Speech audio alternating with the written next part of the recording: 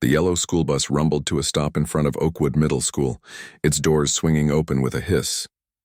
Among the last to step out was a slender boy with dark brown eyes that seemed to take in everything at once. This was Andre Johnson's first day, and his stomach was tied in knots. Andre clutched his backpack straps tightly as he walked toward the imposing brick building.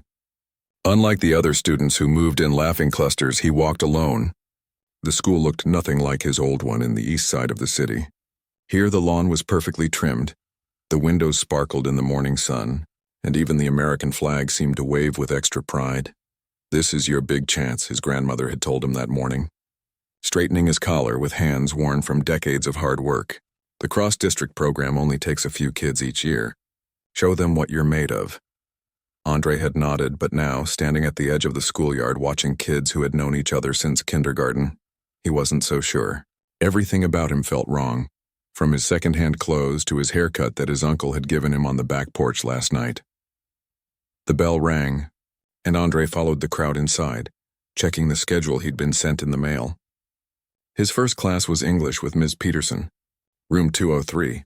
He found the stairs and climbed to the second floor, each step feeling heavier than the last. Room 203 was already buzzing with activity when Andre stepped through the doorway. 25 pairs of eyes turned to look at him, conversations pausing momentarily before resuming at a lower volume. A woman with silver-streaked hair glanced up from her desk. "Can I help you?" she asked, her voice neither warm nor cold. "I'm Andre Johnson. I'm new," he said, handing her his schedule. Ms. Peterson scanned it quickly. "Ah, yes, the transfer student. Take the empty seat in the back." Andre made his way to the only vacant desk, feeling the weight of curious stares. The boy in the seat next to him had expensive-looking headphones around his neck and didn't even look up when Andre sat down. The morning passed in a blur of new faces, unfamiliar hallways, and teachers who spoke quickly and expected immediate answers. By lunchtime, Andre had spoken exactly 27 words, all of them necessary responses to teachers' questions. No one had asked him where he was from or if he wanted to sit with them. The cafeteria was a sea of noise and motion. Andre found an empty corner of a table and unwrapped the sandwich his grandmother had made. 2 tables away, a group of boys in matching basketball jerseys laughed loudly, occasionally glancing his way. Andre kept his eyes on his food, pretending not to notice. His afternoon schedule included something called enrichment period. When he asked a passing teacher where to go, she pointed him toward the auditorium. The space was huge, with rows of seats facing a stage. Most were already filled with students. Andre slipped into one of the few empty seats just as a tall man with a bow tie stepped onto the stage. "Welcome to Arts Enrichment," the man announced. "I'm Mr. Reynolds, the school's arts coordinator. This semester we're focusing on music appreciation and performance. Each student will participate in our spring showcase next month." Andre sank lower in his seat. He had hoped enrichment might be study time or maybe computer lab. Performance? In front of everyone? His throat went dry at the thought. "We have a sign-up sheet for different instruments," Mr. Reynolds continued. "For those already taking lessons, you can showcase your current repertoire. For beginners, we'll provide instruction." A hand shot up in the front row. "Will this affect our grade?" "The showcase counts for 30% of your arts credit," Mr. Reynolds answered, bringing a collective groan from the students. After the presentation, students crowded around tables in the back of the auditorium. Andre waited until the initial rush subsided before approaching. A music teacher with short blonde hair sat behind one of the tables. "What instrument are you interested in?" she asked without looking up from her clipboard. "I don't know," Andre said softly. "I've never really played anything before." The teacher, whose nameplate read Mrs. Harrison, finally looked at him. "You must be one of the transfer students. We have recorders for beginners, or you could try percussion. Those are easiest to pick up quickly." Andre hesitated. There was something else, but he wasn't sure if he should mention it. His grandmother would tell him to be honest, to be proud. "Actually," he began, his voice barely audible, "I do play something." Mrs. Harrison raised an eyebrow. "Oh, what's that?" "The violin," Andre said, immediately wishing he hadn't when he saw her expression change. "The violin." She repeated as if he'd said he could fly. "For how long?" "4 years now." Mrs. Harrison exchanged glances with another teacher standing nearby. "That's surprising. Where did you learn?" "My grandfather taught me first," Andre explained. Then I started lessons with Mr. Wilson. He used to play in the city symphony. The other teacher leaned in. Stanley Wilson? I thought he stopped teaching years ago. Andre nodded. He did mostly. But my grandmother cleans his house, and when he heard me playing my grandfather's violin, he offered to teach me. A few students nearby had stopped to listen.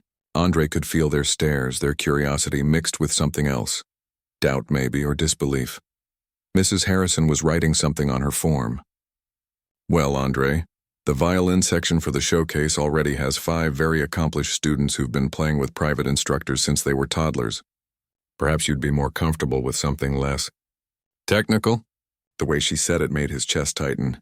It was the same tone his old principal used when suggesting he might be happier at his neighborhood school instead of applying to the cross-district program. I'd like to play violin, Andre said, surprising himself with his firmness. Mrs. Harrison sighed. Very well. We'll put you down for violin. The first practice session is tomorrow after school. As Andre walked away, he heard hushed whispers behind him. East Side kid playing violin? This should be interesting. Maybe he thinks violin is what they call a fiddle where he's from. Laughter followed him out of the auditorium. The rest of the day dragged on endlessly.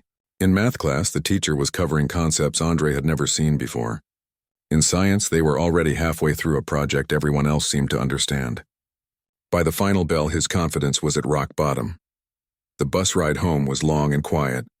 When it finally stopped at the corner of his street, Andre stepped off and walked the 3 blocks to his grandmother's small house. Its faded yellow paint warm in the afternoon sun. His grandmother was waiting on the porch as she always was. At 67, Gloria Johnson still stood straight as a lamppost, her face lined with wisdom and determination. How was it? She asked as Andre climbed the steps.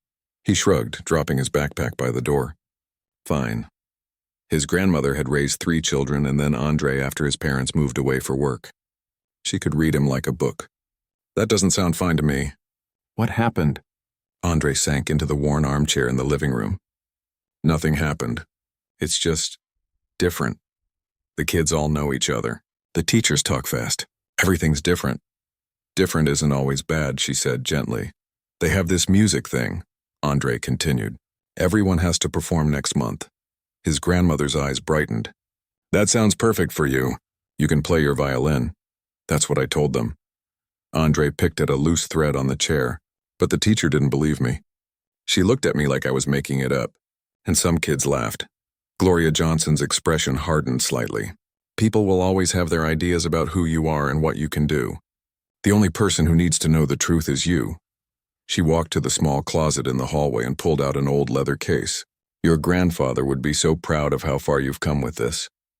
Andre took the case, running his fingers over the worn leather. Inside was his most prized possession, his grandfather's violin passed down to him before the old man passed away. It wasn't fancy or expensive, but it had been loved and played for decades.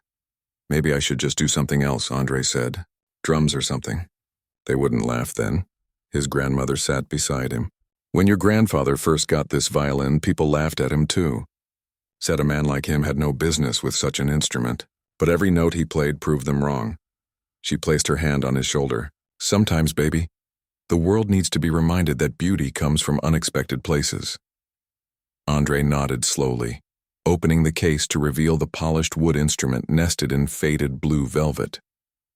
His fingers found their familiar positions and he lifted the violin to his chin.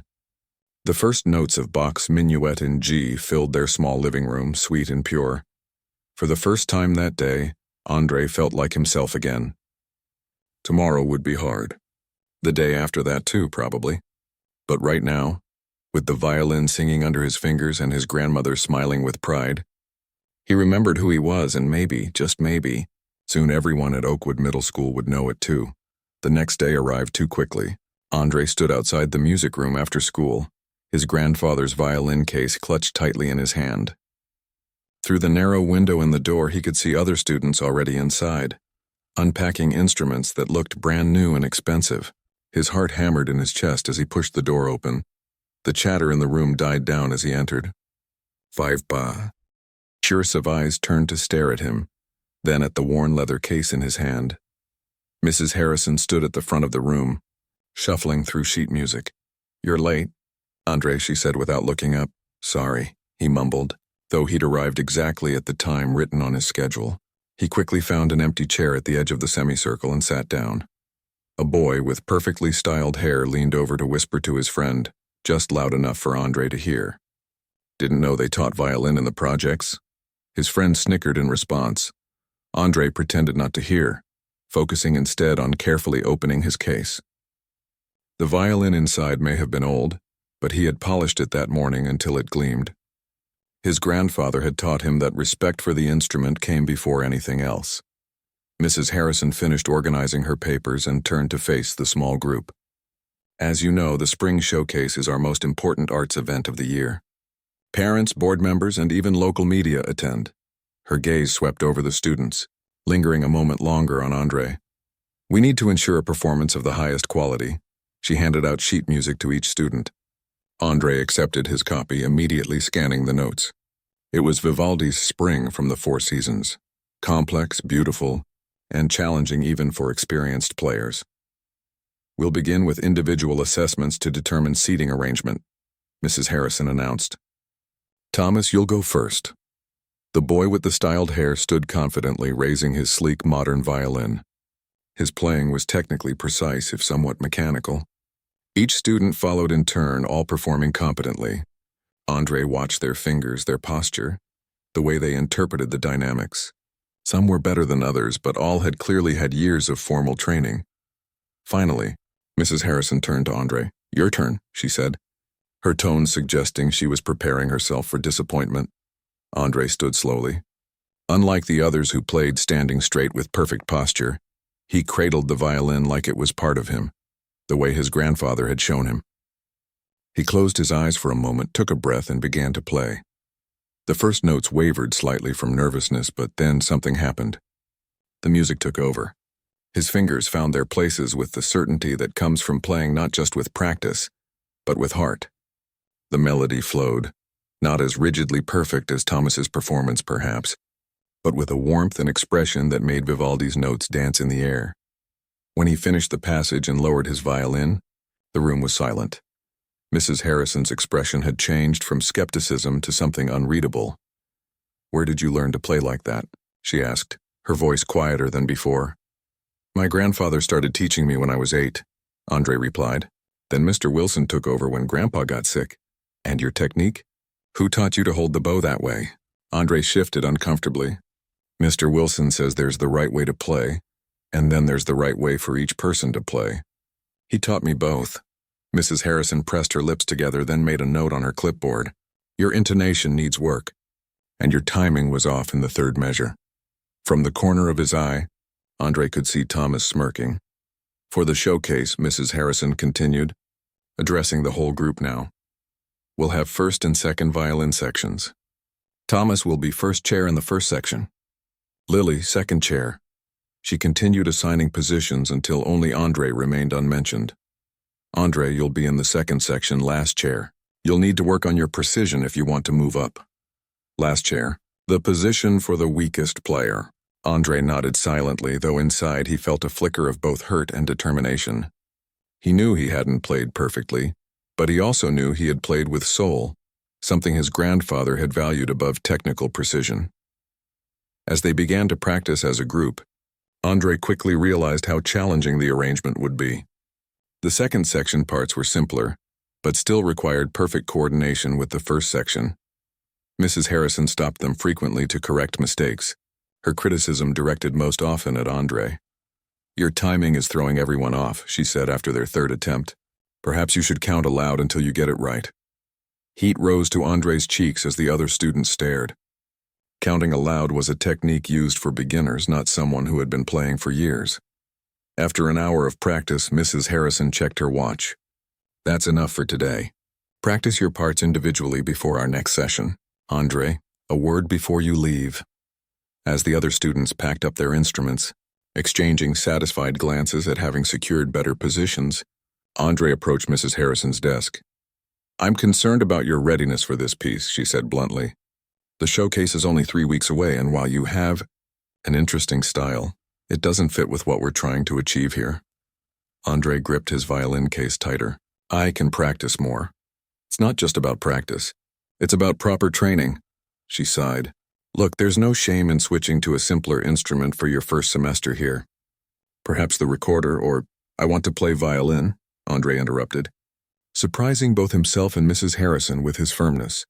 She studied him for a moment, then reached for a sheet of music from her desk. Fine, but I'm assigning you additional practice material. Master this by next week and maybe, I'll reconsider your position. Andre took the paper. It was Bach's Partita No. 2 in D minor, one of the most technically demanding pieces in the violin repertoire, far more difficult than the Vivaldi they were practicing as a group. This is, he began. Too difficult? Mrs. Harrison raised an eyebrow. As I thought. Perhaps now you'll consider. I've played it before, Andre finished quietly. Mr. Wilson had me start learning it last year. Something flickered across Mrs. Harrison's face. Surprise, disbelief, or perhaps annoyance that her challenge had been met so calmly. Then you should have no trouble performing it perfectly next week, she said. The chaconne section specifically. Andre felt his stomach drop. The chaconne was the most difficult part of an already difficult piece, something even professional violinists approached with respect and caution. Mr. Wilson had only just started him on that section. Yes, ma'am, he said, carefully placing the music in his case. As he left the music room, Andre found Thomas and 2 other first-section violinists waiting in the hallway. Hey, project boy, Thomas called. Heard you got special homework. Better not embarrass yourself trying to play the chaconne. Yeah, that's like asking a toddler to run a marathon, one of the others added. Andre walked past them without responding, their laughter following him down the hall. Outside, the afternoon sun was beginning to lower in the sky. He had missed the late bus and would have to walk the 3 miles home. As he walked, his mind raced. The chaconne was beyond his current abilities. He knew that. Mr. Wilson had told him it would take months of dedicated practice before he'd be ready to perform it. Now he had 1 week. When he reached home, his grandmother was at work, cleaning houses on the other side of town. She wouldn't be back until after dark. Andre heated up the leftovers she'd left for him, then sat at the kitchen table with his violin and the music. He began slowly working through the complex fingerings, the challenging double stops, the precise timing. An hour passed, then 2. His fingertips grew sore, but he continued. The sky outside darkened, and still he played, stopping only to correct mistakes, to try again, to push himself further. When his grandmother finally returned home at 9 o'clock, she found him still practicing, his dinner barely touched. Andre, what are you doing still up? It's a school night, she said, setting down her purse and removing her worn work shoes. Andre lowered his violin, suddenly aware of how tired his arms were. I have to learn this piece by next week, he explained, showing her the music. Gloria's eyes widened as she recognized the chaconne. Baby, I've heard professional violinists struggle with this piece. Why would your teacher assign this to you? Andre hesitated, not wanting to worry his grandmother. It's a special assignment, to see what I can do. Gloria studied his face, then nodded slowly. I see. She didn't need him to explain further. She understood all too well what was happening. Well then, you'd better call Mr. Wilson tomorrow. If you're going to prove yourself, you'll need his help. The next day after school, instead of taking the bus home, Andre walked the 1.5 miles to Mr. Wilson's small house on the edge of their neighborhood. Stanley Wilson was in his 70s now, his once powerful frame slightly stooped with age, but his mind remained sharp and his hands still moved with the precision of a master musician. The chaconne? Mr. Wilson repeated after Andre explained the situation. The old man shook his head. In 1 week? That's not teaching, that's setting you up to fail. I have to try, Andre insisted. If I don't, they'll think I can't play at all. Mr. Wilson studied the boy for a long moment, then nodded. All right, but we do this my way. Every day after school until the performance, no shortcuts. For the next 5 days, Andre spent every afternoon with Mr. Wilson, practicing until his fingers blistered, and then practicing more. On Saturday and Sunday, they worked for 6 hours each day. Mr. Wilson was a demanding teacher, but he also understood what Andre was facing. They think music belongs only to those who can afford crystal chandeliers and private too. Tours, he told Andre during a rare break.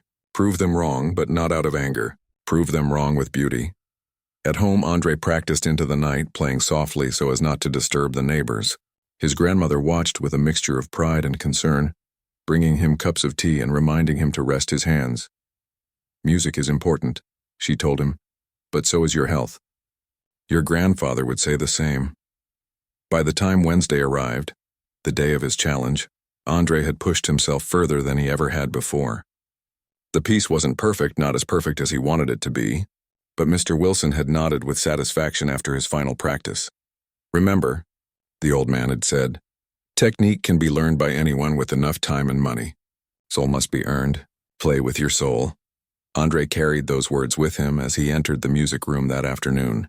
The other students were already warming up, their voices falling silent as he unpacked his violin. Mrs. Harrison was writing something on the whiteboard. She turned when she heard the room quiet down. "Ah, Andre, I assume you're prepared to demonstrate your progress on the Bach?" Her tone suggested she expected failure. The other students watched with barely concealed anticipation, particularly Thomas, whose smirk made it clear he was looking forward to Andre's humiliation. "Yes, ma'am," Andre replied quietly, taking his position at the front of the room. Mrs. Harrison sat down, folding her hands in her lap. "Whenever you're ready. The chaconne, as we discussed." Andre raised his violin to his chin, positioning his fingers on the strings. For a moment, doubt crept in.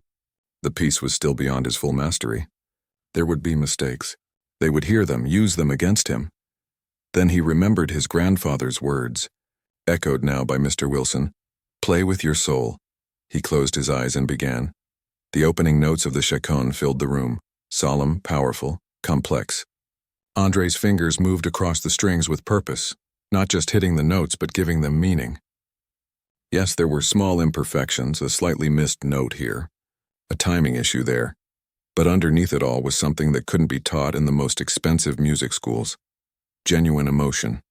As he played, he thought of his grandfather, of the sacrifices his grandmother made every day, of Mr. Wilson's belief in him. He poured all of that into the music, letting Bach's centuries-old compositions speak through him. When he finished and lowered his violin, the room was completely silent. Mrs. Harrison's face had lost its skeptical expression, replaced by something Andre couldn't quite read. The other students sat motionless, their own instruments forgotten in their laps. After what felt like an eternity, Mrs. Harrison cleared her throat. "That was unexpected," she said finally. "There were technical issues, of course, but—" She seemed at a loss for words. From the back of the room, a new voice spoke up. "It was beautiful." Andre turned to see Mr. Reynolds, the arts coordinator, standing in the doorway. He hadn't noticed him enter during his performance.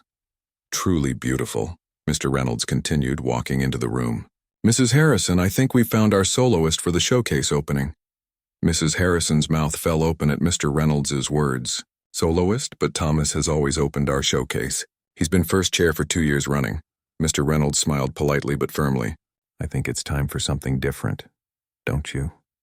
Something that showcases the true diversity of talent in our program." He turned to Andre. "Young man, what would you like to play for the opening?" The Bach piece was extraordinary. Andre stood frozen, overwhelmed by this unexpected turn of events. The eyes of every student in the room were fixed on him, their expressions ranging from shock to disbelief to, in Thomas's case, barely controlled anger. I don't know," Andre stammered. "I haven't thought about it." "Well, think about it," Mr. Reynolds said kindly. "Let us know by Friday. Mrs. Harrison will help you prepare." He glanced at the music teacher, whose tight smile didn't reach her eyes. "Won't you, Linda?" "Of course," she replied stiffly. "That's what I'm here for." After Mr. Reynolds left, the atmosphere in the room changed. Mrs. Harrison's instructions became curt and formal. The other students, taking their cue from her, treated Andre with a cold silence that was almost worse than their previous mockery. As they packed up at the end of practice, Thomas brushed past Andre, knocking his music to the floor. "This isn't over," he muttered under his breath. "Nobody wants to hear your street music at the showcase." Andre said nothing as he gathered his scattered papers. He'd won a victory today, but it felt hollow in the face of such hostility. By the time he left the music room, the late bus was already gone again, and he faced another long walk home. To his surprise, Mr. Wilson was waiting outside the school, leaning on his walking stick. The old man smiled when he saw Andre. "Thought you might need a ride," he said, nodding toward an ancient blue sedan parked nearby. A little bird told me about what happened today. Mr. Reynolds was there, Andre said, climbing into the passenger seat of the car. He wants me to be the opening soloist. Wonderful, Mr. Wilson exclaimed, starting the engine. What will you play? Andre looked out the window at the school building growing smaller behind them. I don't know yet. Nothing feels right, Mr. Wilson nodded thoughtfully. The right piece will come to you. It always does. He glanced at Andre's downcast expression. But that's not all that's bothering you, is it? They hate me even more now, Andre admitted. Thomas said nobody wants to hear my street music. The old man's hands tightened on the steering wheel. There will always be people who try to put you in a box. Andre, who think they know what you should sound like, look like, be like, based on where you come from. He slowed the car at a red light and turned to face the boy. The greatest power you have is to prove them wrong by being authentically yourself. When Andre arrived home, his grandmother was waiting with a special dinner, his favorite fried chicken and mac and cheese. Mr. Wilson called ahead, she explained, beaming with pride. My boy opening the whole showcase. Your grandfather would be bursting his buttons. That night, Andre lay awake in bed thinking about the solo performance. What should he play? Bach was beautiful but expected. Vivaldi too common. He needed something that would speak not just to his technical ability but to who he was. All of who he was. An idea began to form in his mind. It was risky, unconventional, possibly even controversial, but it felt right in a way nothing else did. The next day after school, he approached Mr. Wilson with his idea. The old man listened carefully, his eyebrows rising higher as Andre explained. It's never been done that way before, as far as I know, Mr. Wilson said when Andre finished. It would be challenging to arrange. But is it possible? Andre asked eagerly. Mr. Wilson smiled slowly. With enough work, anything is possible. Let's get started. For the next 2 weeks, Andre lived and breathed music. Every afternoon with Mr. Wilson was spent creating their unique arrangement, working out the technical challenges, and practicing until Andre's fingers could find the notes even in his sleep. At school, Mrs. Harrison had reluctantly accepted Mr. Reynolds' decision, though she made it clear through subtle comments and sighs that she thought it was a mistake.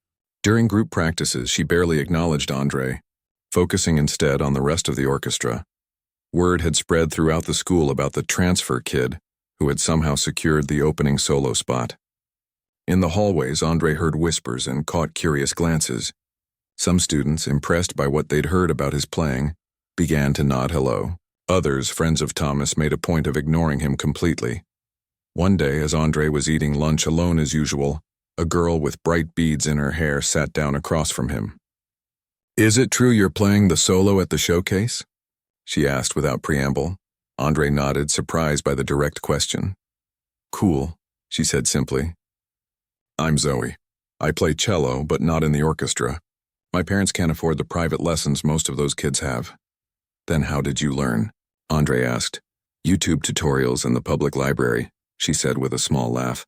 And a second-hand cello my aunt got me for my birthday. The music teacher says my technique is unconventional, which is her nice way of saying I do it wrong. But does it sound good? Andre asked. Zoe grinned. I think so. And that's what matters, right? From that day on, Andre had a lunch companion. Zoe introduced him to other students, kids from the jazz band, the drama club, the art program, who existed on the fringes of Oakwood's rigid social hierarchy. For the first time, Andre began to feel like he belonged, at least a little bit. At home, his grandmother noticed the change in him. You're standing taller, she observed as she watched him practice one evening, more sure of yourself.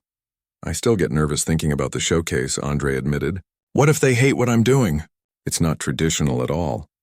Gloria Johnson set aside her mending and took his hands in hers. Your grandfather used to say that tradition is just someone else's innovation that got lucky. You make your own luck with courage and hard work. The night before the showcase, Andre couldn't sleep. He went to the small living room and took out his violin, playing softly in the moonlight that filtered through the thin curtains. The piece he and Mr. Wilson had created together was ready. He could play it perfectly now. Every note, every transition, every emotional peak and valley, but would it be enough? Morning came too quickly. Andre's grandmother had taken the day off from cleaning houses, a rare occurrence that meant lost wages they couldn't really afford, to help him prepare and attend the showcase. She pressed his best shirt and helped him polish his shoes until they shone. "Remember who you are," she told him as she straightened his collar. "You come from people who made beauty out of struggle, who found music in the hardest times. That's in your blood. Let them hear it." Mr. Wilson picked them up in his old blue car, dressed in a suit that must have been tailored decades ago but was still immaculately kept. "Ready for your debut?" he asked with a wink. The school auditorium was transformed for the showcase. Rows of chairs faced a proper stage with professional lighting. Programs had been printed on glossy paper, listing all the performances. Andre's name was at the very top. Opening solo, Andre Johnson, violin. Backstage was chaos. Students in formal attire rushed about, making last-minute adjustments to their instruments and their appearances. Mrs. Harrison moved through the crowd, giving instructions and calming nerves. When she spotted Andre, she approached with a clipboard. "Mr. Reynolds wants to introduce you himself," she said briskly. "Be ready in 5 minutes." "And Andre?" She hesitated, then added, "Good luck." Andre found a quiet corner to tune his violin one last time. His hands were steady, though his heart raced. Through a gap in the curtains, he could see the auditorium filling with people, parents, teachers, community members, even a few people with cameras who might be from local news outlets. In the third row, he spotted his grandmother sitting proudly beside Mr. Wilson. They had saved up for months for her to buy a new dress for this occasion, a lovely blue one that brought out the warmth in her dark skin. Seeing her there, head held high despite being surrounded by people with far more wealth and privilege, gave Andre a surge of determination. Mr. Reynolds appeared at his side. "It's time," he said with an encouraging smile. "Remember, just play like you did that day in the music room. That's all anyone wants to hear." Andre nodded and followed him to the edge of the stage. The auditorium lights dimmed and a hush fell over the crowd. Mr. Reynolds walked to center stage, his footsteps echoing in the silence. "Welcome to Oakwood Middle School's Spring Showcase," he began. "Tonight we celebrate the remarkable artistic talents of our students. It is my great pleasure to introduce our opening performer, a young man whose music has already made a profound impression on those fortunate enough to hear it. Please welcome Andre Johnson." Applause filled the auditorium as Andre walked onto the stage, his violin held carefully in his hands. He took his position under the bright lights, feeling the weight of hundreds of eyes upon him. In the front row, he could see Mrs. Harrison and the other music teachers watching with critical attention.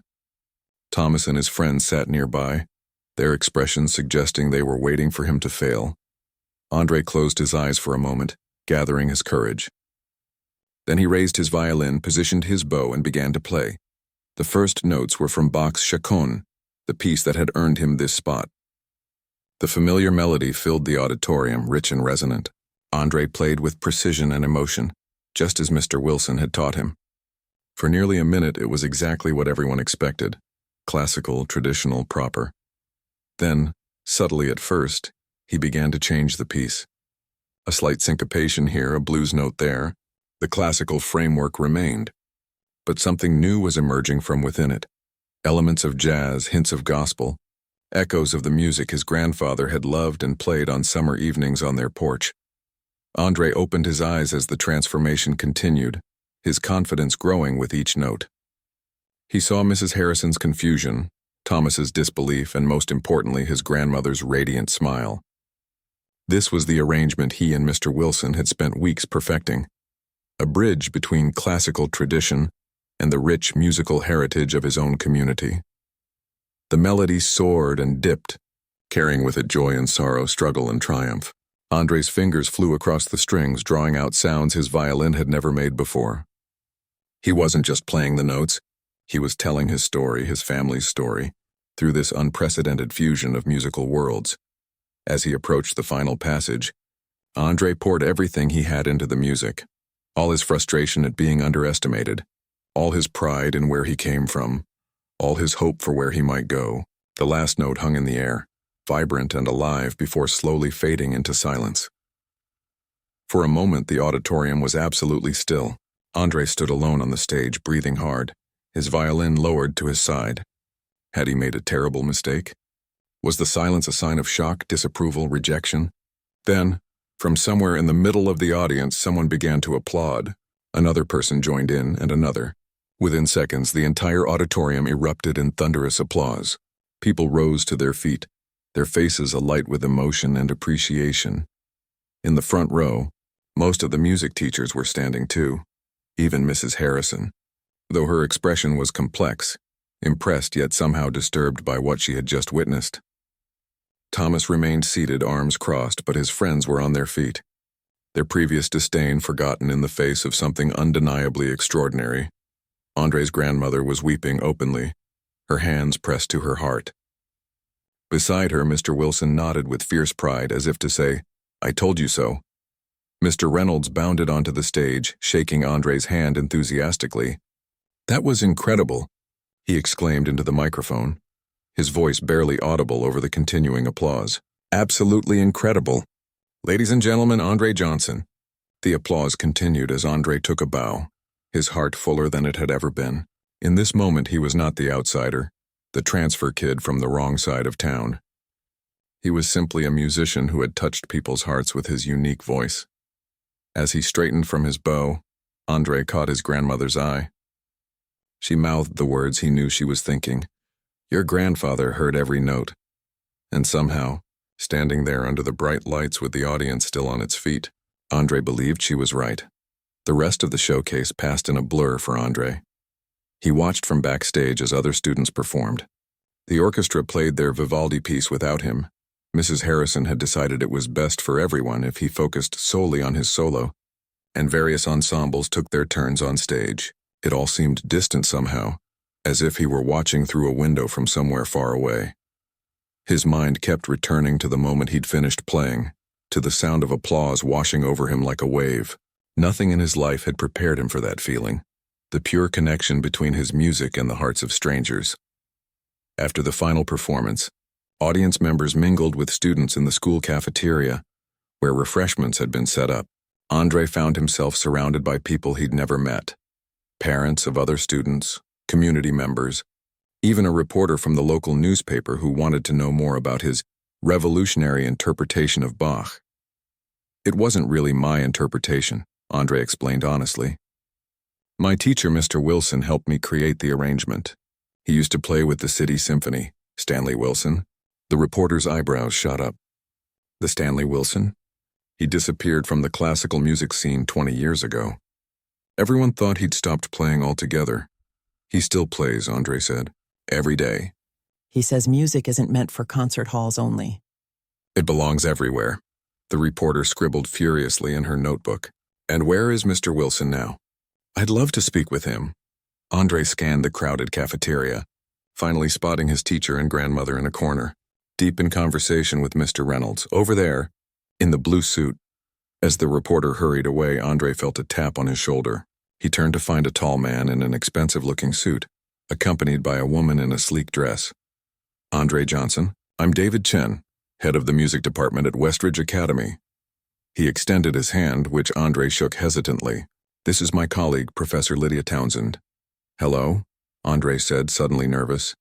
Westridge Academy was the most prestigious arts school in the city, a place where wealthy families sent their talented children to prepare for careers at Juilliard and beyond.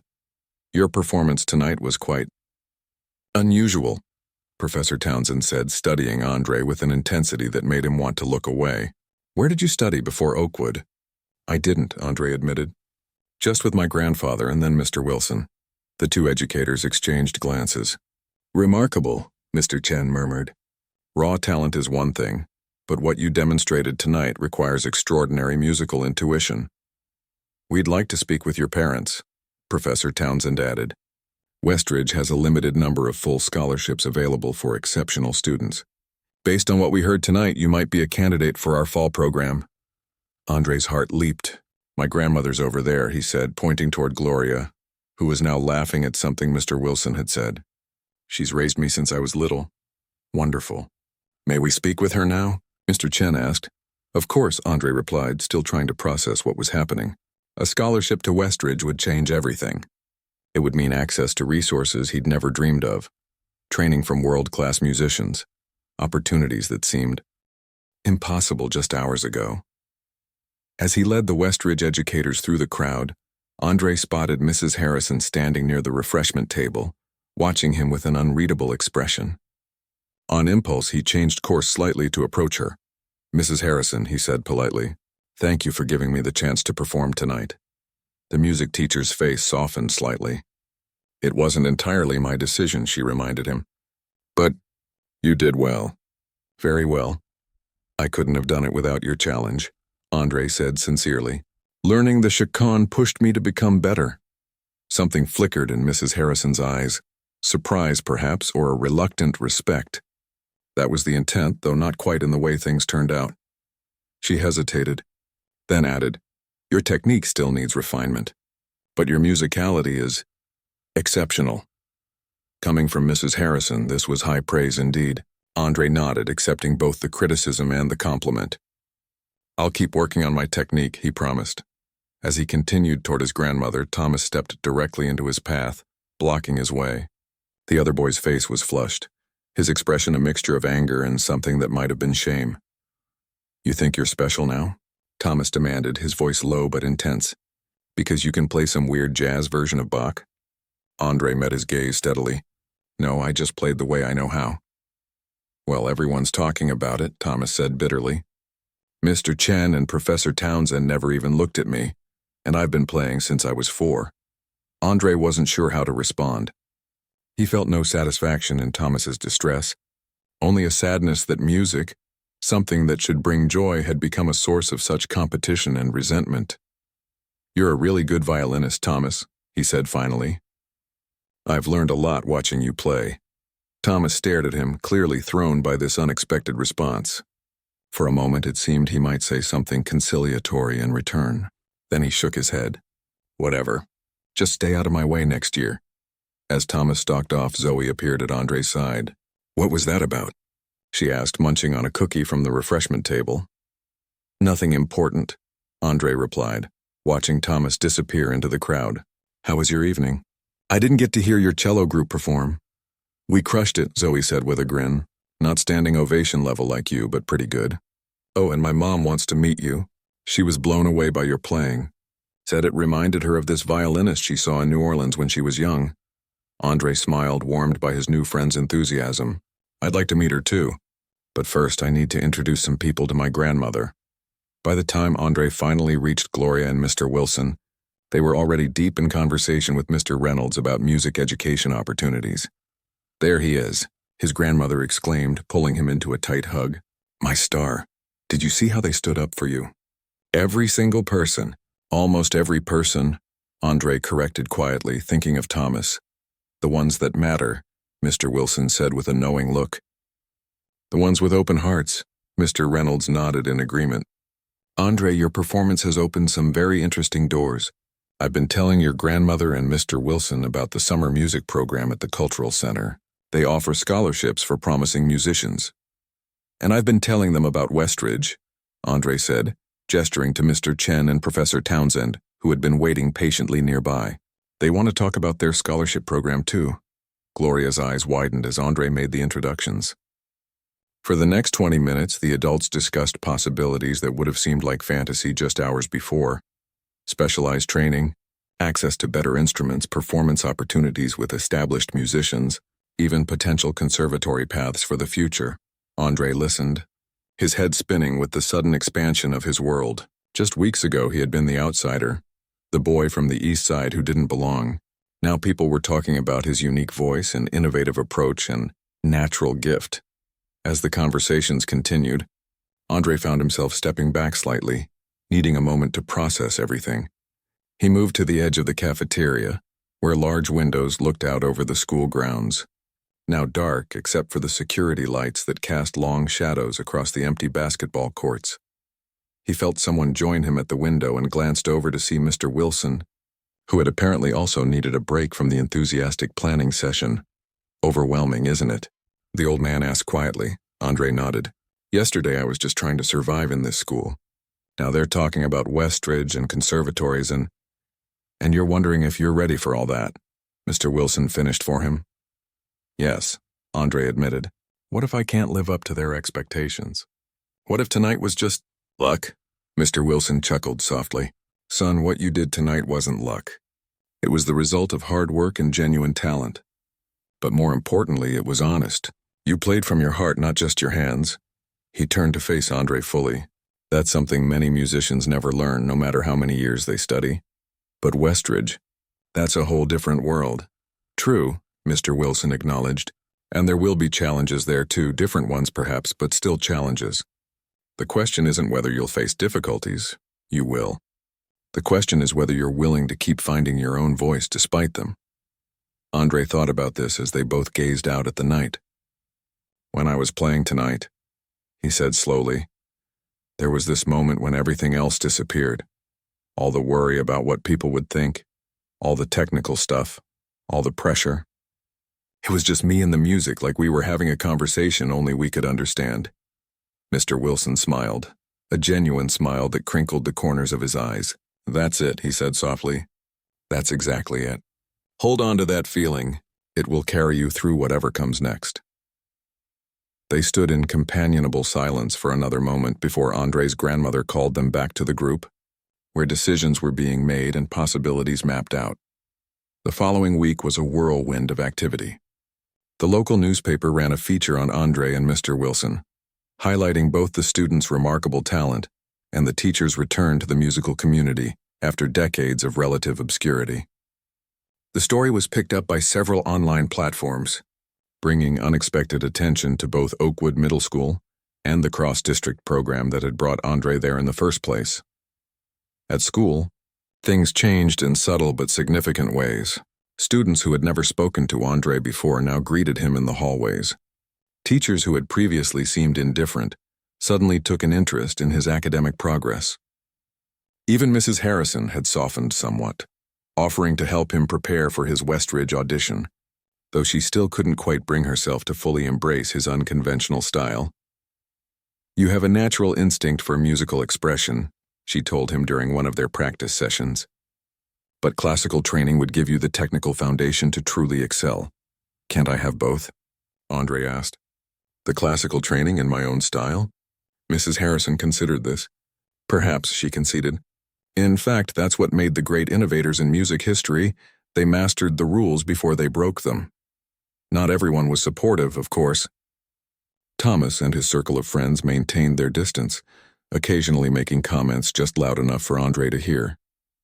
But even their hostility seemed diminished, as if the undeniable response to Andre's performance had taken some of the wind out of their sails. At home, Andre's grandmother fielded calls from various programs and institutions, all suddenly interested in her grandson's development. She approached each opportunity with a mixture of pride and protective skepticism.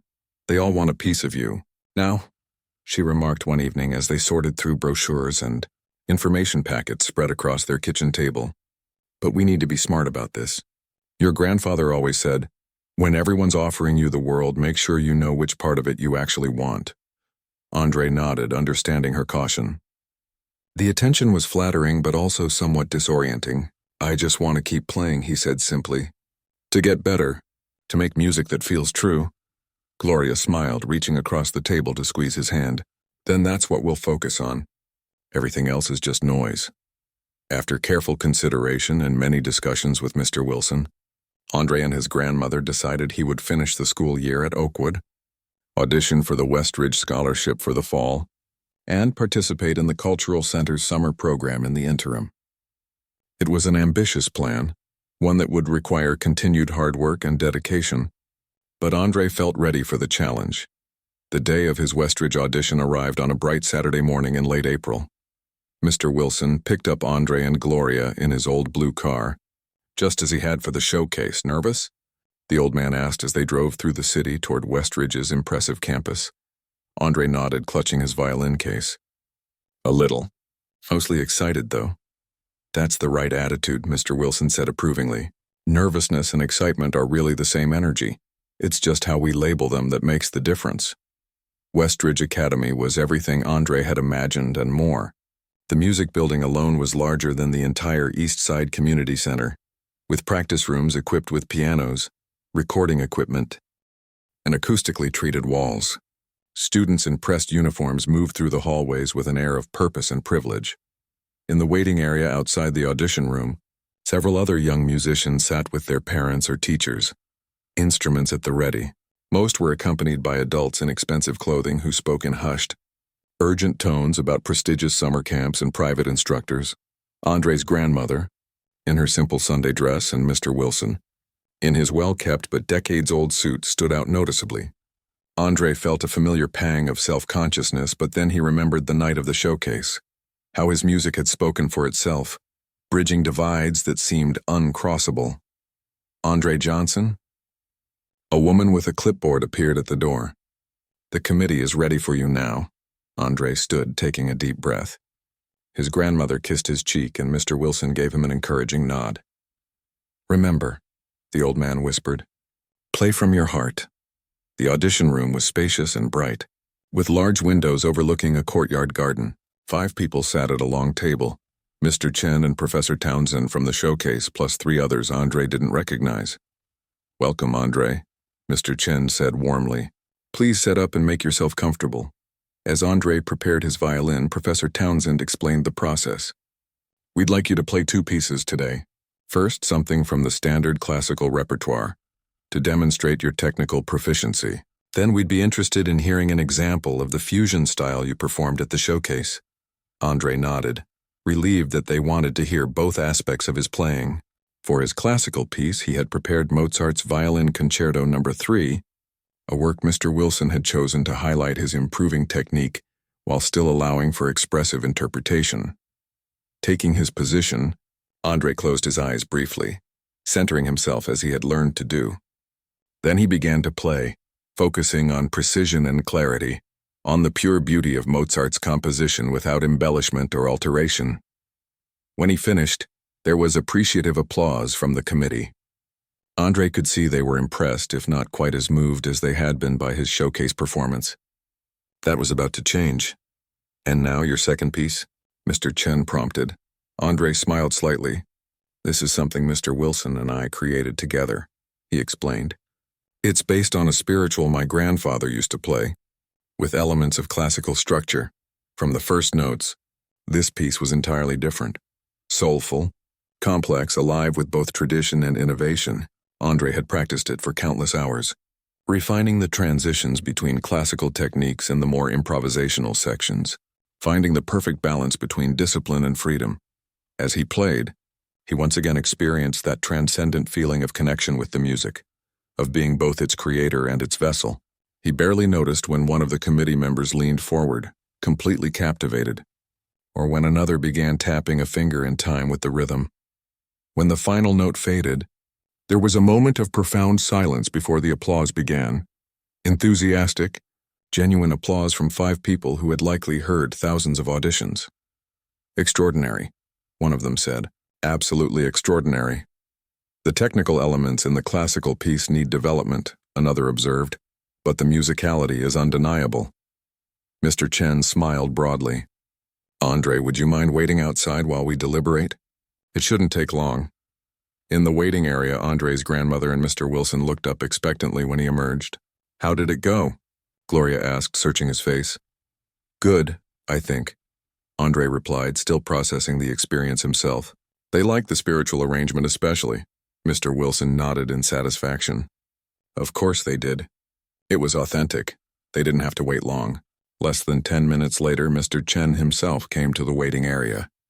"We'd like to speak with all of you," he said, gesturing for Andre, Gloria, and Mr. Wilson to follow him.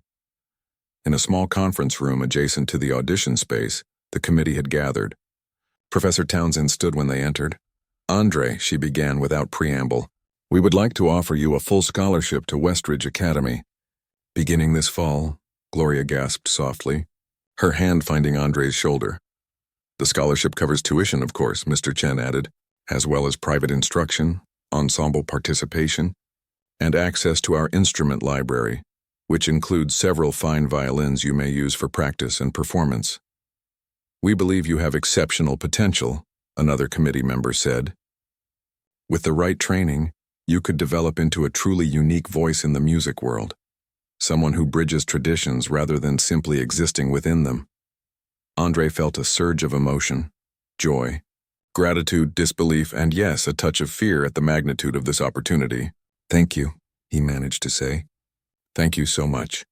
"There is one condition," Professor Townsend said, her expression serious.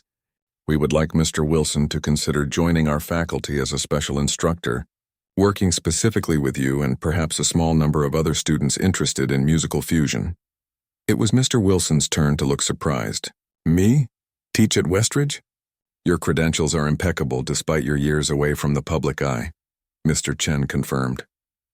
"And frankly, anyone who could help shape a talent like Andre's has something valuable to offer our institution." As the adults discussed details and logistics, Andre stood quietly, taking it all in. His mind raced ahead to the fall, to this new chapter that was about to begin.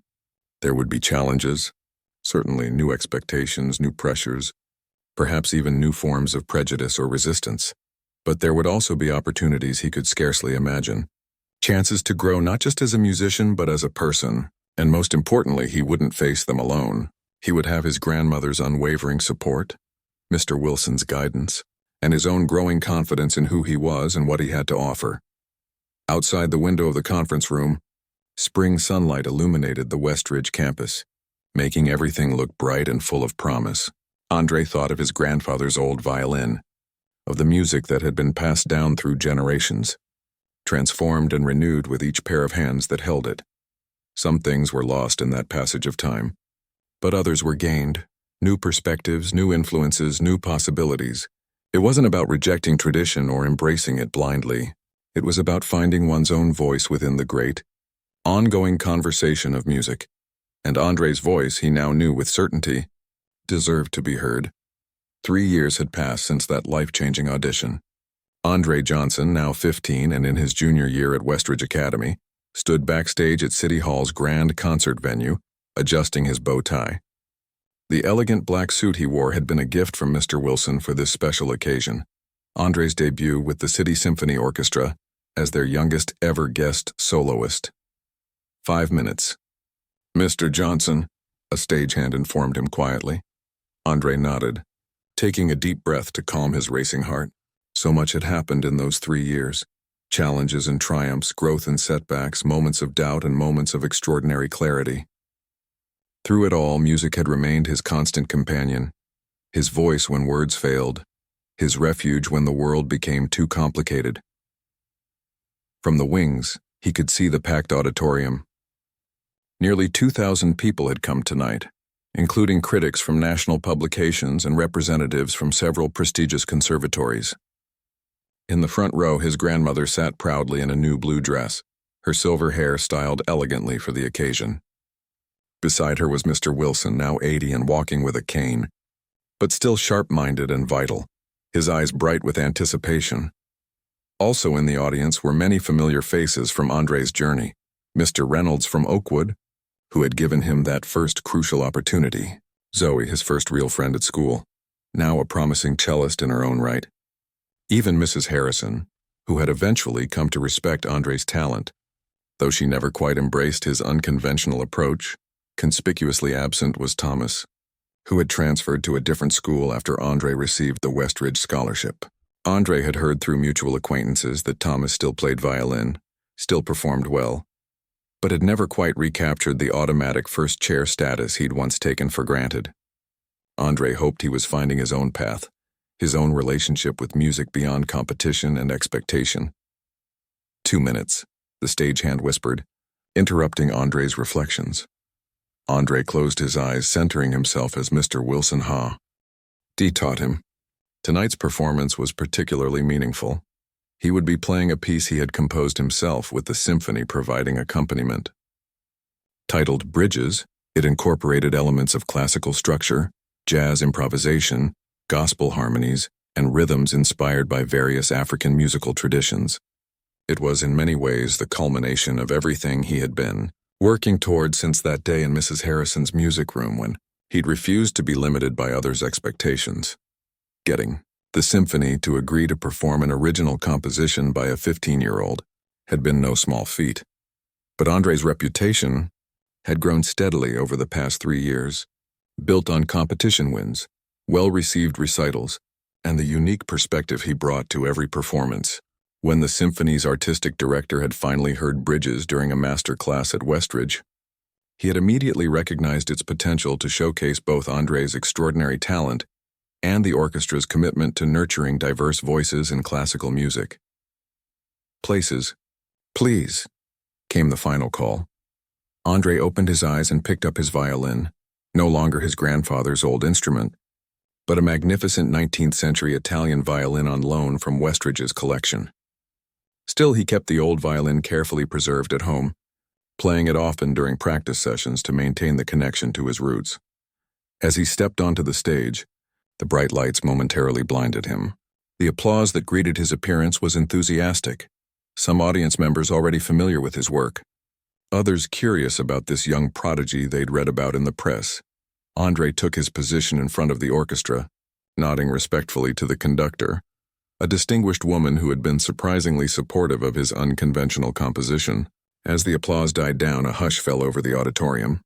This was the moment everything had been leading to, not just the weeks of rehearsal with the symphony, but years of practice, study, and personal growth. The conductor raised her baton, and the orchestra began the opening passage, a gentle, melancholy theme in the cellos that evoked both European classical traditions and the soulful qualities of African American spirituals. André listened, counting measures, feeling the music build toward his entrance. When his moment came, he raised his violin and began to play, his first notes blending seamlessly with the orchestra before gradually emerging as a distinct voice in conversation with the larger ensemble. The piece moved through multiple movements, each representing a different musical tradition, a different facet of André's identity and experience. There were technically challenging passages that showcased his virtuosity, but also simple, haunting melodies that spoke directly to the heart. There were moments of tension and resolution, of harmony and deliberate dissonance. Throughout it all, André played with the technical precision he'd developed at Westridge combined with the emotional authenticity Mr. Wilson had always encouraged. In the final movement, as the piece reached its climax, André incorporated a subtle reference to the Bach chaconne, transformed and reinvented, yet recognizable to anyone who knew the original. It was his way of acknowledging how far he had come from that day when Mrs. Harrison had assigned him the piece as a challenge meant to humble him. As the last notes faded, there was that familiar moment of silence, the space between the end of a performance and the audience's reaction, when it seemed the whole world held its breath. André lowered his violin, his heart pounding, uncertain despite all his preparation whether his composition had truly connected with listeners. Then came the applause, not polite or reserved, but immediate and thunderous. People rose to their feet in waves, their faces reflecting not just appreciation for technical skill, but genuine emotional response. Some were even wiping away tears. André bowed deeply, first to the audience and then to the orchestra behind him. The conductor smiled broadly, gesturing for him to take another bow as the applause continued unabated. Flowers were brought onto the stage, a massive bouquet that André accepted with graceful humility. As he looked out over the audience, André caught his grandmother's eye. Gloria Johnson stood tall and proud, applauding with unrestrained joy, her face shining with tears. Beside her, Mr. Wilson beamed, nodding in that particular way that meant, "I always knew you could do this." After several curtain calls, André finally exited the stage, the sound of applause following him into the wings. There he was immediately surrounded by well-wishers, orchestra members, venue staff, even a few bold audience members who had managed to find their way backstage. "Extraordinary," the concertmaster told him, clasping his hand warmly. "Truly extraordinary. You've given us all something new to think about." Eventually, André made his way to the green room, where his grandmother and Mr. Wilson waited. Gloria enveloped him in a fierce hug, wordlessly conveying everything she felt. When she finally released him, her eyes were still wet with tears. "Your grandfather would be so proud," she said, her voice thick with emotion. "So very proud." Mr. Wilson embraced him next, the old man's frame feeling frailer than André remembered, yet still strong in its own way. "You did it, son," he said simply. "You built those bridges just like we talked about." The three of them stood together, sharing this moment of triumph that belonged not just to André but to all of them, to the family that had supported him, the teacher who had guided him, the community that had shaped him, A knock at the door interrupted their private celebration. The symphony's artistic director entered, accompanied by a distinguished-looking man in his 60s. "Andre, magnificent performance," the director said. "I'd like you to meet someone. This is Dr. James Harrington from the National Conservatory." Andre shook the man's hand, trying to contain his excitement. The National Conservatory was among the most prestigious music schools in the country, a place where legendary musicians had studied and taught for generations.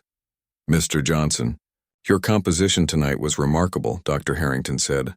"The technical skill was impressive enough, but what truly stood out was your unique voice, the way you've synthesized diverse traditions into something genuinely new while honoring the integrity of each influence." "Thank you, sir," Andre replied, genuinely moved by the assessment, which so perfectly captured what he had been trying to achieve. "The conservatory is launching a new program next fall," Dr. Harrington continued, "focused specifically on cross-cultural musical innovation. We're looking for young artists who can help shape the future of composition and performance. I believe you would be an excellent candidate." Andre glanced at his grandmother and Mr. Wilson, sharing this unexpected moment with the two people who had made everything possible. "I'd be honored to learn more about it," he said. After Dr. Harrington left with promises to send detailed information, more visitors arrived, critics wanting brief interviews, representatives from recording companies interested in discussing future projects, even a documentary filmmaker captivated by Andre's story and artistic evolution. Through it all, Andre remained grounded, answering questions thoughtfully but never forgetting to acknowledge the support system that had brought him to this point. When asked about his natural talent, he gently corrected the assumption. "Talent is just the beginning," he explained. "It's nothing without hard work, dedicated teachers, and people who believe in you even when others don't." Later that night, after the interviews and congratulations had finally ended, after the flowers had been put in water and the formal clothes exchanged for comfortable ones, Andre sat on the porch of his grandmother's house, the same small yellow house where his journey had begun. They had moved to a nicer neighborhood 2 years ago, after Gloria had finally been able to retire from cleaning houses. But they had kept this place too. "Some roots you don't cut," his grandmother had explained. "Some places hold too much of who you are." Now in the quiet of the evening, Andre took out his grandfather's old violin. Its sound wasn't as rich or resonant as the Italian masterpiece he'd played at the concert, but it carried something more valuable: history, legacy, love. He began to play softly, a simple melody his grandfather had taught him when his hands were still small and clumsy on the strings. From inside the house, he heard his grandmother humming along, the sound drifting through the open windows into the night air. Mr. Wilson, who had come back to the house with them for a late supper, appeared in the doorway. He listened for a moment, then lowered himself carefully onto a chair beside Andre. "You know," the old man said when Andre finished the tune, "I've been thinking about what's next for you. The conservatory, probably. Maybe international performances after that. Recording contracts. The world is opening up." Andre nodded, running his fingers gently over the worn wood of his grandfather's violin. "It's more than I ever imagined possible. But here's what I want you to remember," Mr. Wilson continued, his voice taking on the gentle authority that had guided Andre through so many challenges. "Success isn't just about how many people applaud or how many awards you win. It's about whether you keep growing, keep learning, keep finding new ways to speak your truth through music. And about remembering where you came from," Andre added, glancing through the window at his grandmother moving about the kitchen. "Exactly." Mr. Wilson smiled. "The most beautiful music comes from people who understand both struggle and joy, who have known both limitation and possibility. That understanding, that's what makes your playing special. Never lose it, no matter how fancy the concert halls get." Andre promised he wouldn't, and he meant it. Whatever came next, the conservatory, international stages, recording studios, he would carry with him the lessons of these formative years. Mrs. Harrison's challenge that had become an opportunity. Mr. Reynolds' belief in him when few others showed it. His grandmother's unwavering support through every hardship. And Mr. Wilson's wisdom about finding his authentic voice. Most importantly, he would remember that moment 3 years ago in the Oakwood Middle School auditorium, when teachers who had tried to embarrass him had instead witnessed the beginning of something extraordinary, Not because he was naturally gifted, though he was. Not because he had worked hard, though he had done that too. But because he had found the courage to play his truth, to make music that bridged worlds, that spoke to the complexity of his experience, that refused to be limited by others' expectations. As the stars appeared in the night sky above his grandmother's porch, André began to play again, not Bach or Vivaldi or even his own composition from the concert, but something new, something still taking shape in his mind and heart. Mr. Wilson listened, occasionally nodding in appreciation or offering a subtle suggestion. From inside, the smell of his grandmother's peach cobbler filled the air, mingling with the music in the warm spring night. Tomorrow would bring new challenges, new opportunities, new music to explore. But tonight was for remembering the journey, all its difficulties and triumphs, its disappointments and revelations. As André played, his mind drifted back to that day in Mrs. Harrison's classroom, when she had handed him the Bach chaconne with a smirk, expecting failure. He remembered the whispers and snickers of classmates, the cold assessment in her eyes, the clear message, "You don't belong here." How different things looked now. Those who had tried to limit him had inadvertently pushed him toward greatness. Those who had doubted him had given him the determination to prove himself. Even Thomas, with his hostility and jealousy, had played a role in André's growth, showing him what it meant to love music for itself, not just for status or recognition. "Penny, for your thoughts?" Mr. Wilson asked, noticing André's fingers had stilled on the strings. "I was just thinking about Oakwood," André admitted. "About Mrs. Harrison and Thomas in that first performance." Mr. Wilson chuckled softly. "Ah, yes." The day the room fell silent. "I was so scared," André recalled. "But then once I started playing, it was like nothing else mattered." "That's how you know you're on the right path," Mr. Wilson said. "When the fear is real, but the music is more real." Gloria appeared in the doorway, wiping her hands on a dish towel. "Cobbler's ready," she announced. "And I made your favorite vanilla ice cream to go with it." "André." As they moved inside to the small kitchen table, the same one where André had practiced the chaconne until his fingers bled, he felt a deep contentment wash over him. Yes, there would be bigger stages, grander opportunities, new worlds to explore. But this humble home filled with love and music and the smell of his grandmother's cooking, this would always be the foundation from which everything else grew. "You know," Gloria said as she served the warm cobbler, "I got a call from Oakwood today. They're renaming their music scholarship after you. The André Johnson Emerging Artist Scholarship. It'll help other kids from the East Side who have talent but need support." André looked up in surprise. "Really, that's wow." Mr. Wilson nodded approvingly. "The circle completes itself. That's how it should be." "They asked if you'd consider coming back to speak to the students next month," Gloria continued. "Share your story, maybe play a little." André thought about it, about returning to where it all began, not as the outsider, but as someone who had found his place in the world without forgetting where he came from, about showing other kids who might be sitting in the back row feeling invisible, that their voices mattered too. "I'd like that," he said finally. "I'd like that very much." Later, after Mr. Wilson had gone home and his grandmother had retired to bed, André stood alone in the small backyard, looking up at the stars. The violin was back in its case, but the music continued to play in his mind, past, present, and future all woven together in an ongoing composition. He thought about all the people who had touched his life, for better or worse. About his grandfather, whose legacy lived on every time André played. About his grandmother, whose sacrifices and unwavering faith had made everything possible.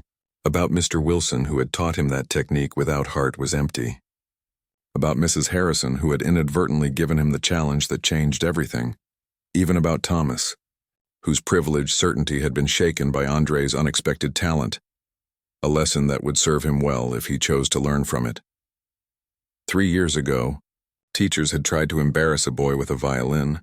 Instead, they had witnessed the birth of something extraordinary, not just a musician, but a bridge builder, someone who could stand in multiple worlds and create harmony between them. André smiled at the thought, at how things that once seemed so important, fitting in, being accepted, meeting others' expectations, now felt small compared to the simple joy of making music that was truly his own. The journey hadn't been easy, and it wasn't over. There would be new challenges, new doubts, new opportunities to either compromise or stand firm in his identity. But he wasn't afraid anymore. He had found his voice in music and in life, and once you've found your true voice, no one can ever take it away from you. The stars twinkled overhead, silent witnesses to one chapter ending and another beginning. Tomorrow would come with its demands and possibilities. But tonight, in this moment of quiet reflection, Andre Johnson was exactly where he needed to be, standing firmly on the foundations of his past, eyes turned toward a future limited only by the boundaries of his imagination and the depths of his courage. And in that knowledge, there was peace.